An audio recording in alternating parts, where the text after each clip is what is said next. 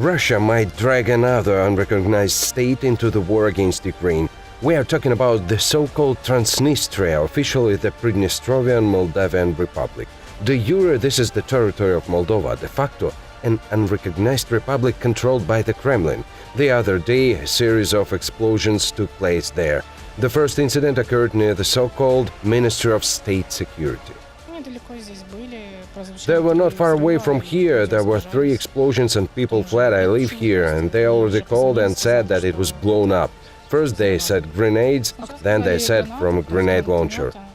Several fired grenade launchers were found near the building, but who used them to shoot is unknown. Meanwhile, the main intelligence directorate of the Ministry of Defense of Ukraine reported that local officials knew about the preparation of this terrorist attack a few days before. With this document, one ordered to other to set up a protected civil defense post. After the explosions in the center of Tiraspol, the so-called local authorities announced the highest level of terrorism threat, and they said they would soon make a decision to ensure the security of the quasi-formation. What is interesting, immediately after the incident, Russian State Duma deputies began to comment it. There is no doubt that there will be not only these but other provocations, intimidations attempts to get people to flee from Transnistria once they should at the Ministry of State Security. I think this is a common attempt to intimidate people who have already been ranked as enemies and opponents. Russia announced further explosions through its deputy, and we didn't have to wait long for them. The next day, 2 communication towers were blown up by unknown individuals. According to unconfirmed information, something exploded at the Tiraspol airport. I think it's a provocation. I'm shocked. I don't know what to think next.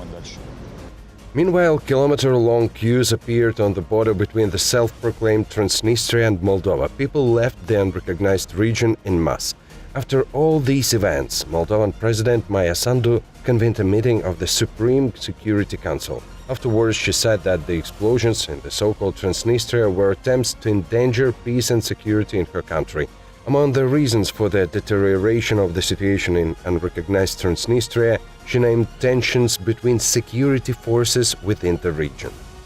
This fact makes the region vulnerable and creates risk for Moldova. We condemn any provocations and attempts to involve Moldova in actions that threaten peace in the country.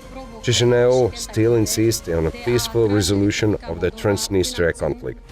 Employees of the so-called Ministry of State Security of Transnistria decided to tell who is behind the explosions in the unrecognized region. They wrote a letter to one of the Moldovan editions.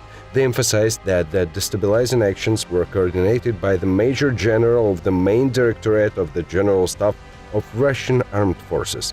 He created an entire intelligence center, which included at least 8 people, despite the fact that there are already about 1,500 Russian troops in the region.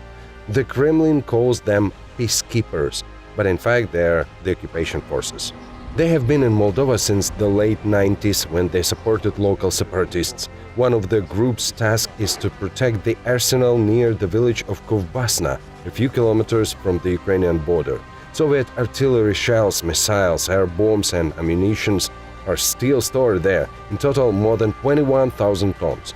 The explosion of this arsenal in terms of power can be compared with the explosion of a nuclear warhead.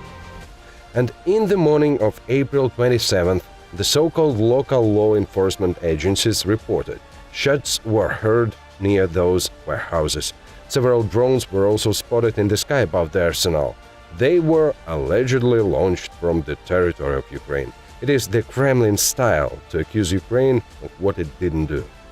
After the explosions and shootings in the unrecognized Transnistria, 1,500 Russian troops were brought into full combat readiness, just like the local so-called armed forces for infantry brigades. In total, there are up to 7,500 soldiers stationed in the city of Tiraspol, Benderi, Ribnica and Dubosari. According to Western media, Putin planned to use them for the war against Ukraine. In addition, the territory of unrecognized Transnistria, sandwiched between Ukraine and Moldova, could become a springboard for the offensive of Russian troops, who could be transferred here, for example, from Crimea. In other words, the Kremlin probably planned to use the region in the same way as it uses Belarus today. Moreover, approximately every second resident of the region has the Russian citizenship. The Kremlin has been distributing its passports here since the early 2000s, and now he can try to repeat the same trick he has already performed in Ukrainian Donbass to start hostilities under the guise of protecting Russian citizens. And the reason, allegedly, is a series of explosions in the so-called Transnistria. The situation continues to be very serious today. This is a frantic, as they say, warning. This is impudent, arrogant, not a warning. I think that it will be stopped in a timely manner. We have all heard something similar about those mystical Nazis. For example, this was said by the head of the terrorist Donetsk People's Republic, Denis Pushilin. By the way, he recently stated that after reaching the administrative borders of the Donetsk region of Ukraine, Russia should start the new stage of the so-called military operation, given what is happening in the self-proclaimed Transnistria. And a few days ago, Rustam Minikayev, the acting commander of Russia's Central Military District, said that the Kremlin plans to break through the corridor to the occupied region through the territory of Ukraine. Therefore, the explosions in the unrecognized Transnistria are probably a provocation, another provocation by Russia, which wants to expand the geography of hostilities. However, now not only Ukraine but also Moldova may be hit. The war is moving further and further west.